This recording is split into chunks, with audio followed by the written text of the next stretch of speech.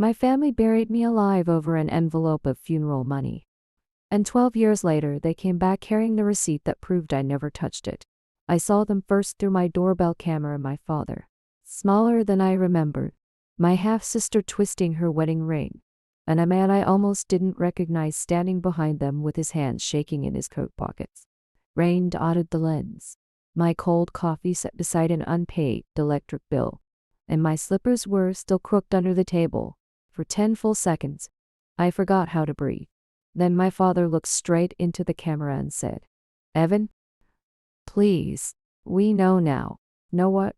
That they had called me a thief at my grandfather's funeral? That they had cut me out of every picture, every holiday, every death. I didn't open door. Not yet. I spent 12 years making sure nobody could find me by accident. Not because I was hiding from the law. Not because I had done what they said. I was hiding from my father's voice when he said, "You're not my son anymore." Like he was returning a broken tool. My days became small on purpose.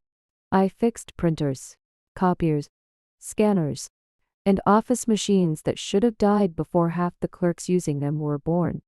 County buildings had maintenance contracts with the company stitched across my jacket, blue letters peeling near the pocket.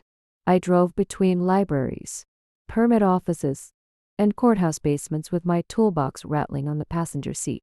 People liked me because I arrived on time and didn't ask personal questions. "Evan, tray 3's eating paper again." Mrs. Bell at the North Library would call.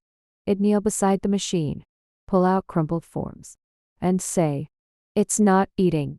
It's chewing slowly." She always laughed. I let her. After work, I came home to my rented place near the lake. Not waterfront. Nothing pretty. Close enough that damp evenings smelled like mud, weeds, and boat fuel. I heated noodles of rice, ate at the counter, and listened to an old radio that only caught 2 stations clearly. Baseball in summer, weather reports in winter, voices that never asked why I spent holidays alone. I had one friend, maybe 2 if you counted the bait shop owner who saved me good worms on Saturdays. I fished badly and liked it that way. Fish didn't care what name I used. Neither did jammed copiers.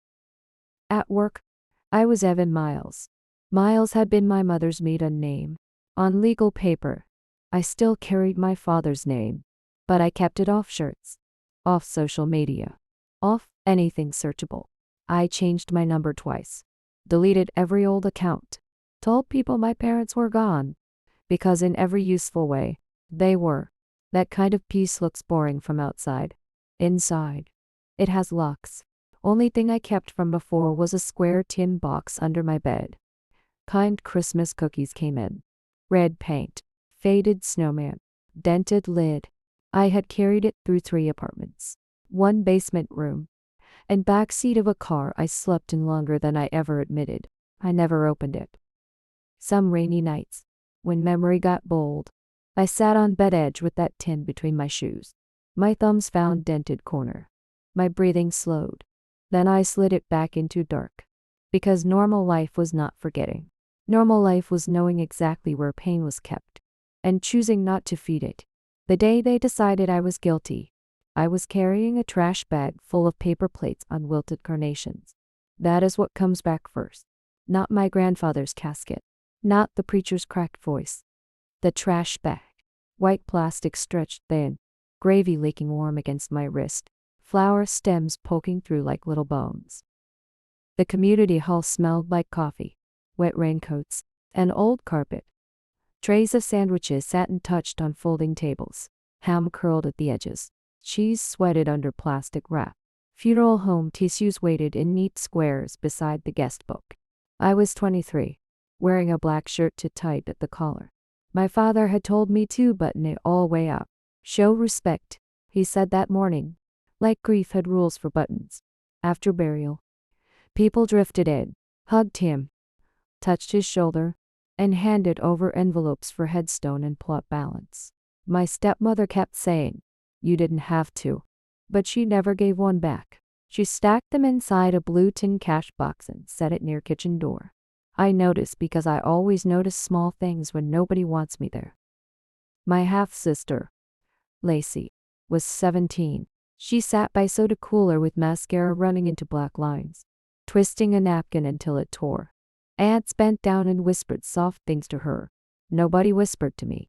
Near evening, my stepmother found me by coffee urn. Clear back room, she said. Your father's exhausted. Make yourself useful.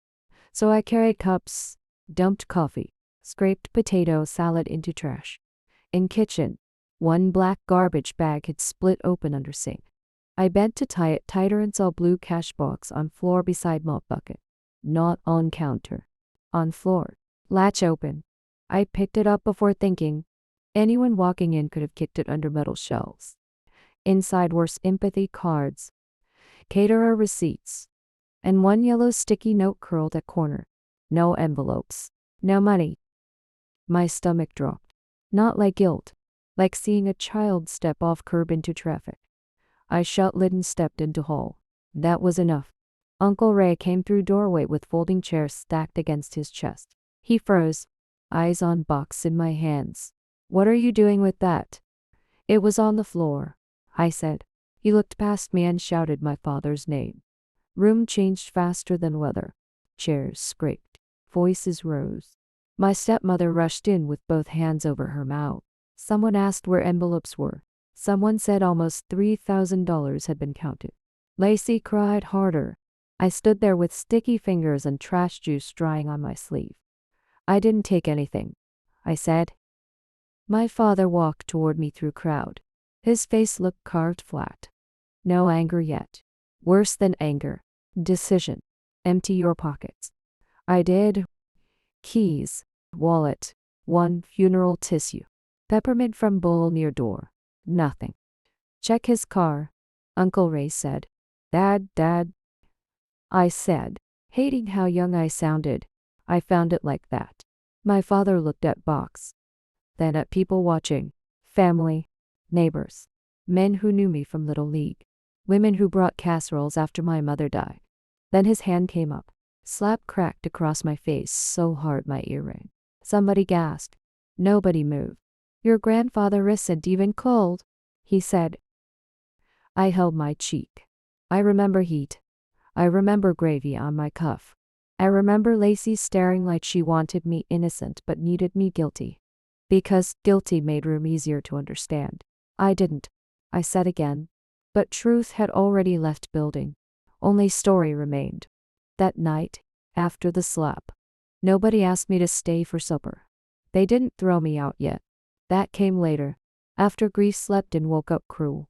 That first night, they let me sit on the back porch with my cheeks swelling and my shirt smelling like trash bags, cold sandwiches, and funeral ham. I was 22, old enough to leave, young enough to wait for my father to come outside and say he was sorry. He never did. Near midnight, my phone buzzed. Unknown number. Room 214. Please come alone. Don't tell Helen. Helen was my stepmother.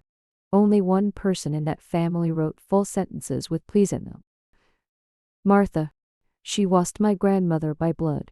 My grandfather married her when I was 9, after my mother died. Everybody called her quiet. I called her safe. She kept butterscotch in her purse. Remembered I hated peas. And once drove through sleet because I left my science project at her house. I borrowed my cousin's car and drove to St. Mercy Hospital through fog thick as wool. Martha looked smaller than she had a week before. Oxygen tubes curved under her nose. A plastic cup with a bent straw sat beside the bed. The room smelled like disinfectant and lavender hand cream. The kind she rubbed into her knuckles every winter. Hospital clock said 12:38 p. Oh, Evan, she whispered when I walked in. Your face. I'm fine. You always say that when you aren't. I sat where she pointed. Her fingers found mine, papery and warm. I know about the money, she said. My throat closed. I know you didn't steal it, for 1 second. Those words almost saved me. Then tell them, I whispered. Please. Dad won't listen to me. Martha shut her eyes. One tear slid into her white hair. It was Helen. Cartwheels rattled outside the door. Somewhere, a nurse laughed softly. as if the world had not split in half. She took the envelopes before the service ended. Martha said, not for herself, for Cody. Cody was Helen's son, my stepbrother on paper. 26, always between jobs, always sweating when phones rang. He owes men, Martha said, not bank men. I heard her 2 nights ago. They came to the house. One waited in a truck. She was terrified, so she let them call me a thief. She panicked. She thought she could replace it before anyone counted. Then your uncle asked questions. Then you found the box.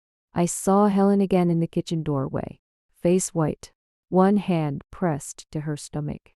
I saw my father's eyes deciding before my mouth opened. She watched him hit me. I said, yes.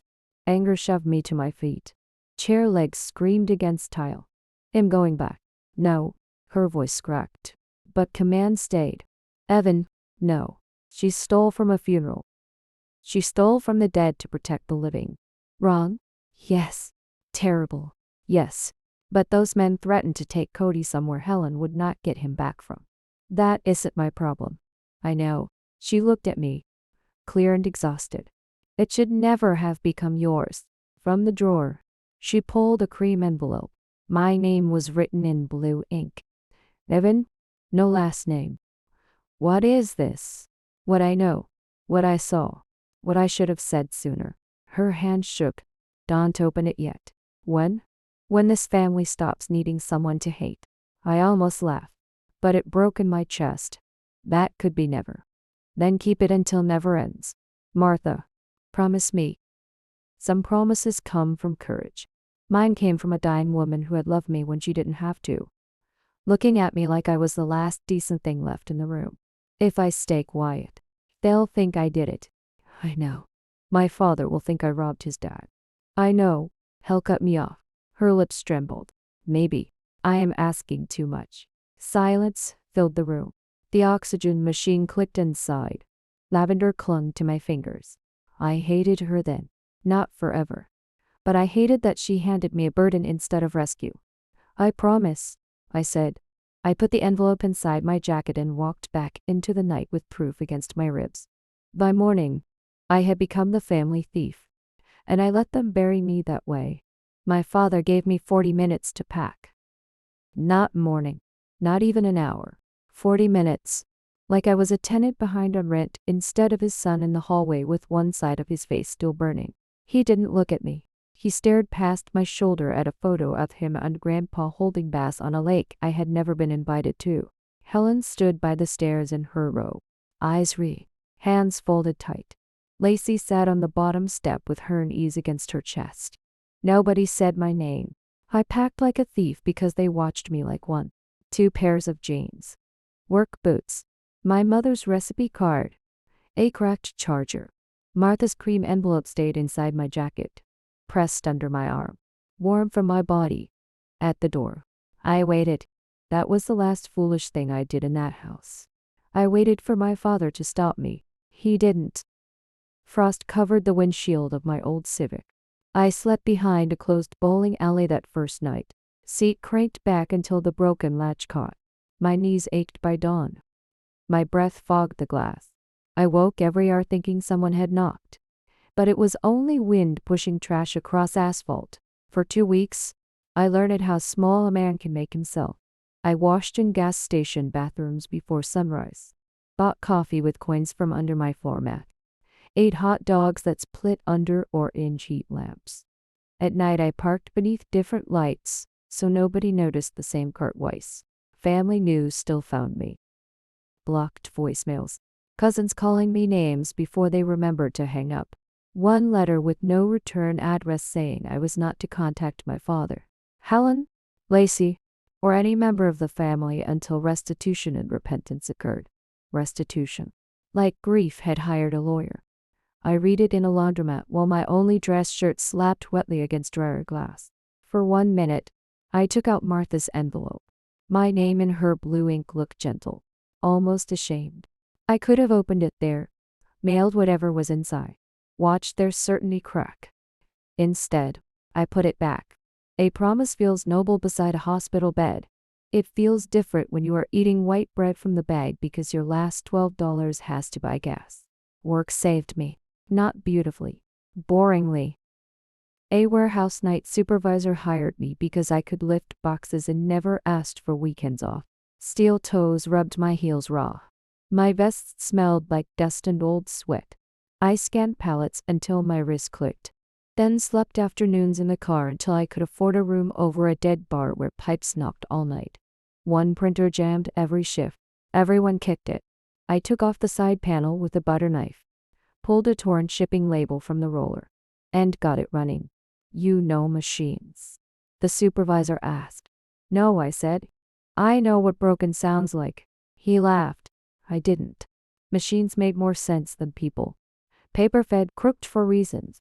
Gears slipped for reasons. If you sat with damage long enough, it showed you where pain began. Years passed in receipts and oil stains. I took repair classes at community college. Paid cash. Sat in back. Learned fusers, trays, toner, error codes. Later I got a uniform shirt with my name stitched on it. Evan. No last name. That suited me. Lacey married 3 years after the funeral. An aunt mailed the invitation by mistake. Then called crying and asked me to ignore. I did. I ate canned soup on my bed and pictured my father walking her down the aisle. Martha died that winter. No one told me until after burial. I found out from an obituary slipped under my door. I drove to the cemetery at dusk. Mud was still raw over her grave. Flowers leaned in plastic cones. I kept it. I told her. Wind moved through bare trees. I don't know if that makes me good. I said, or stupid. No answer came. Only lavender cream in memory. Oxygen. Her thin fingers around mine. After that, I stopped checking for apologies, changed my number, deleted old accounts, let my father become a shape in the past. But every place I lived, that envelope came with me. I kept it in a tin box under paste uds and my mother's recipe card. Some nights, when loneliness got mean, I took the box down and listened to paper slide against metal. Proof made soft sound, so did silence. They came back on a Tuesday with proof in a plastic folder, like 12 years could be pressed flat between office paper. My doorbell camera showed my father first. Older, smaller, same jaw. Behind him stood Lacey in a navy coat, eyes already wet. Beside her was Cody, no longer the skinny kid who left cereal bowls in the sink. He wore a gray hoodie under a work jacket and stared at my porch like it might accuse him to. I watched from my kitchen table while my coffee went cold. They did not knock twice. That bothered me. They had learned caution. Or guilt. I opened the door with the chain on. My father looked at the gap. Evan? My name in his mouth hit harder than I wanted. Not warm. Not cruel. Just old. How did you find me? Lacey swallowed. City Hall. Your company serviced their copier. Your name was on the warranty slip. Of course. Machines kept secrets until people read paperwork. My father lifted the folder. His fingers shook. We need to talk. You had 40 minutes 12 years ago. You used them. Lacey flinched. Cody shut his eyes. My father's face tightened. Please. That word did not fit him. I almost closed the door.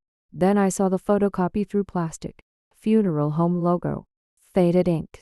My grandfather's name. Cold moved through my ribs. I unhooked the chain but stayed in place. Say it here. Wind came off the lake. Lacey rubbed her bare ring finger. My father held out the page. Receipt for the missing burial payment. Paid in full. Date stamped 2 days after funeral. Payer line Helen Whitcomb. My stepmother. Not me. For one stupid second, I thought proof would feel like air. Instead it felt like falling downstairs in dark. You found this now? In your grandfather's bank lockbox, he said. Probate forced us to clear it. Probate. I laughed once. Grandpa died 12 years ago. Old mineral rights. Lacey said fast. Some land lease. Lawyer called Dad. Cody's boots scraped porch boards. I looked at him. You knew? His mouth opened. Then closed. Enough. My father pushed paper closer. Like I might bless it. We didn't know Helen paid. We thought. You thought I stole funeral money. His eyes dropped. No, look at me. He did. For 12 years I had imagined him broken in this moment. Begging. Crying. Seeing me as I was that night. 22. Terrified. One cheek burning from his hand. He only looked tired. That made me angrier. Lacey whispered. I'm sorry. Cody reached into his jacket. There's more. I almost smiled. There always is. He held another receipt with both hands. Pawn shop. Same week. Helen pawned her wedding band. My father snapped. Cody? No. Cody said. He should know. Helen's signature sat at bottom. Cash amount close to what vanished from condolence box. There it was, pretty wrong answer. Helen looked like desperate woman who stole from mourners. Then pawned her ring to put money back before anyone noticed. Bad act clean with sacrifice. Sin folded into receipt. It explained everything. That was problem. It explained too much. Too neatly. 12 years too late. I gripped door edge. So why come here? My father blinked. Because you didn't take it. I knew that. Lacey covered her mouth. He nodded. Shame moving slow. We didn't. No, I said. You chose not to.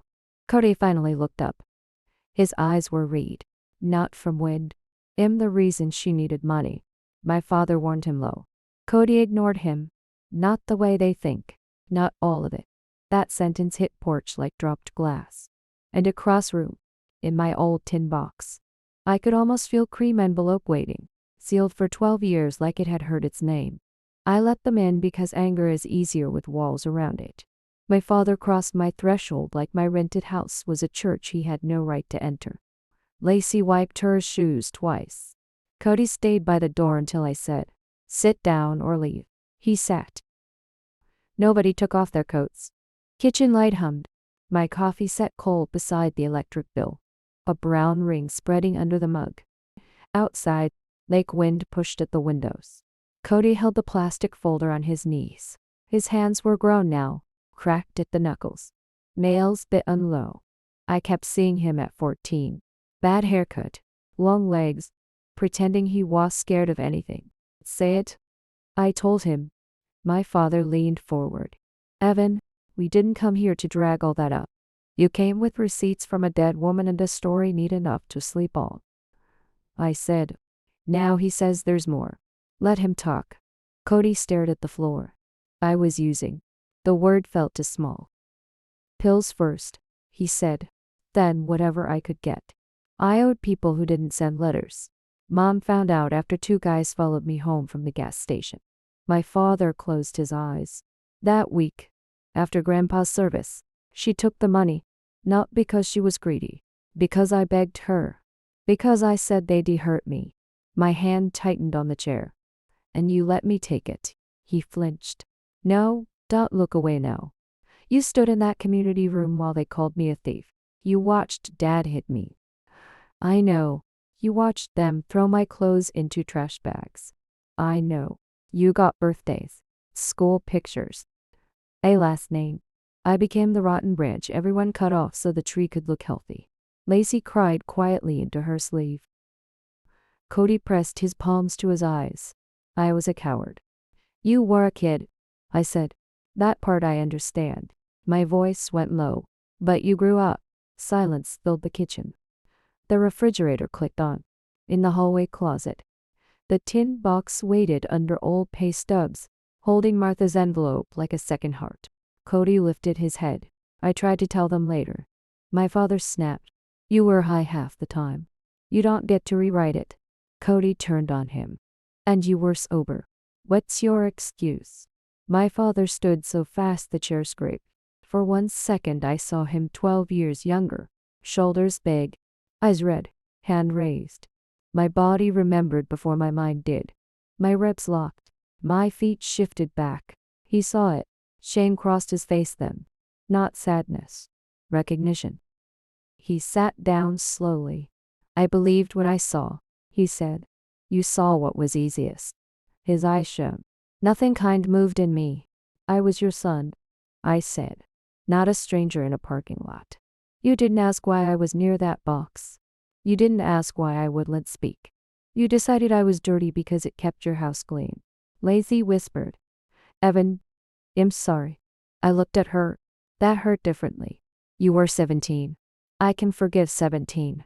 Hope opened in her face. But you became 25. Then 29. You had my number once. You knew where I worked. You never came. Hope drained away. I was scared, she said. So was I. Cody pulled folded notebook paper from his jacket, soft at the creases. I wrote this in rubber. 9th step. I didn't send it because I didn't know if you were alive. I didn't take it. He set it beside my cold coffee. I'm not asking you to make me feel better, he said. I let you disappear because your silence saved me. Then I hated you for reminding me it'd been saved. That landed harder than apology. My father rubbed his face. Martha knew, he whispered. She kept saying there was a letter. I thought it was the medication. I walked to the closet. The tin box scraped wood. Its lid gave that old soft pop. Beneath my mother's recipe card lay the cream envelope. Yellow at the edges, my name written in Martha's trembling hand. I brought it back and laid it between us. For 12 years, I said. This was kinder to you sealed. Then I slid my thumb under the flap and tore it open. Martha's letter was for pages. Blue ink faded to color of old bruises. At first, all I heard was paper. It crackled in my hands. My father breathed through his nose. Lacey sat stiff in the chair. Cody stared at the floor like it might open and give him the sentence he deserved. I read the first line twice. Evan, if you are reading this, then this family has used you up longer than I hoped. My throat closed. Martha never wasted words. Even dying, she wrote plain, like setting plates on a table. She wrote that Helen had taken the condolence money, not with plan, not to hurt me. She had found Cody shaking behind the fellowship hall, lips split, owing money to men who had followed him after the burial. She panicked, took envelope, paid what she could, then pawned her ring to cover hole before anyone counted. I looked at Cody. He nodded once. Broken. I didn't know until later. He whispered, I swear. I kept reading. Martha wrote that she saw me carry cash box from kitchen. Not to steal it, but to hide it from 2 drunk cousins arguing near back door. I brought it to her room and said something was wrong. I wanted to call police. Then my hands went cold. Your grandfather knew there would be trouble after him. He changed his papers 3 weeks before the stroke. He left you a separate account, not charity, not apology. He said you were the only one in that house who knew how to stand still in a storm without becoming cruel. I stopped. My father reached into his coat, pulled out reading glasses, then set them on table though he had nothing to read. One arm clicked against wood. What account? I asked. Nobody answered. I unfolded last page. A brown coffee stain marked one corner, like someone had set a mug down and changed their mind about truth. Martha's handwriting grew weak. If your father says he did not know, he is lying to himself. I told him. I begged him to find you before anger hardened into family history. He said bringing you back meant admitting. He struck an innocent son in front of everyone. He said people would ask why he waited. My father made a sound, almost a sob. I did not look up. Your grandfather named you on mineral payments and a small repair bond. They cannot close it without you. If they come, ask whether they came for you or for signatures. Room changed shape. Same table, same cold coffee, same humming kitchen light. But now I saw why they had found me. Not love moving mountains, not shame breaking chains. Paperwork, lawyer calls, dead land producing money. No one could touch while my name sat buried under theirs. Lacey whispered, Dad? My father rubbed his stomach, then fumbled for antacids. Tablets rattled like teeth. I was going to tell you, he said. When? My voice came out calm enough to scare me. Before or after I signed. His mouth opened. Cody looked at him. You said we were coming because it was right. It is right. My father snapped, then shrank inside his own voice. Lacey pushed back from table. Chair legs scraped hard. You knew there was money? I knew there might be paperwork. That isn't what he asked, she said. For once, she sounded like my sister. My father put on his glasses. I was ashamed. I laughed once. Empty. No, I said. You were exposed. Martha's last line waited at bottom of page. Evan, do not let them trade your mercy for their relief. Truth can open door. It does not have to invite anyone in. I set letter down. Cody covered his eyes. Lacey cried into her hand. My father stared at my name in Martha's handwriting like Bill ignored until power went out. They had not come to give me back my innocence. They had come because innocence, after 12 years, had become inconvenient. I did not yell after that. Yelling would have given them weather to talk about. A storm. A bad night. Evan losing control. I stayed still. My father reached for Martha's letter like age made him owner of every paper in room. I put my hand over it. No. His fingers stopped inches from mine. Clean nails. Clean hands. Always. There's more, I said. Lacey wiped her face with her sleeve. More than this? I unfolded last sheet. Thin paper. Brown coffee ring in one corner. Martha's handwriting leaned hard. Like pain had chased her pen. Your grandfather knew. It said, he knew before he died. My father closed his eyes. I read it out loud because silence had done enough work for liars. Martha wrote that Grandpa saw Helen take funeral envelope from kitchen and pass it to Cody behind community hall. He had been too sick to fight, too proud to shame her in front of mourners. Next morning he called his attorney and moved a small savings account into trust for me. Not fortune. Enough for classes. Rent. A start nobody gave me. The attorney told my father after probate. Lacey stared at him. You hid that too. I was grieving. No, I said, you were wrong. Grief was your blanket. He removed his glasses. One lens tapped table because his hand shook. It was complicated, he said. It was legal. Cody stood at sink, gripping counter. You told me nothing was left. You told me Grandpa I'd disappointed in all of us. My father swallowed his stomach pills dry. He came here because lawyer called. I said. Didn't he? Fridge clicked off. Rain ticked against window. Estate can't close until Evan receives notice. My father said. I wanted to tell him in person. You wanted my signature in person. His face answered before his mouth could lie. Cody turned around. Eyes red but clear. I'm an outpatient. 6 months. Helen took money from me. I let you carry it. I let them call you thief because I was scared they'd see me. For once, his apology did not reach for my pocket. I folded Martha's pages along old creases. My hands were steady. That felt like betrayal and freedom together. Here's what happens. You give me attorney's number before you leave. I talk to him alone. No dinner. No family meeting. No right to sign anything. Evan. I raised one finger. Do not say my name like you still have rights to it. He shut up. I looked at Lacey. Tell your children, Ruth. Not my address. Not my number. Truth. She nodded, crying.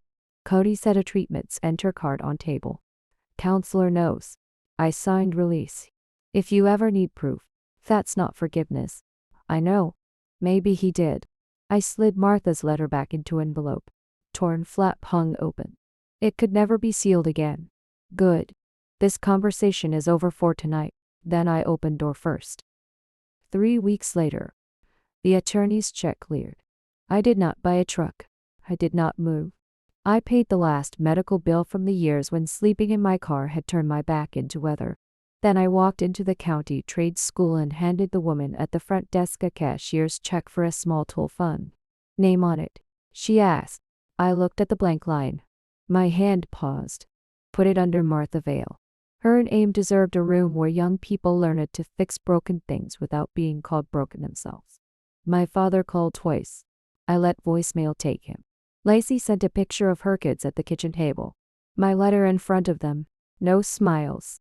No caption. Just proof she had finally told the truth where the lie had lived. I wrote back once. Come to my house.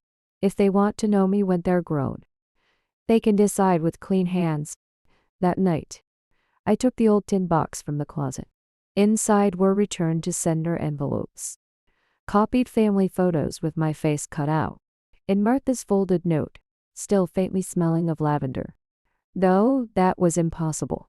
At the stove, I burned the papers that named me a thief. The flame curled the black edges inward. I dropped the ash into the planter by the back door and pressed soil over it with my thumb. Martha's note stayed. Outside, like wind moved through dry grass. Inside, the test printer on my workbench clicked and pushed out one clean page. My name sat at the top. For the first time in 12 years, I did not flinch.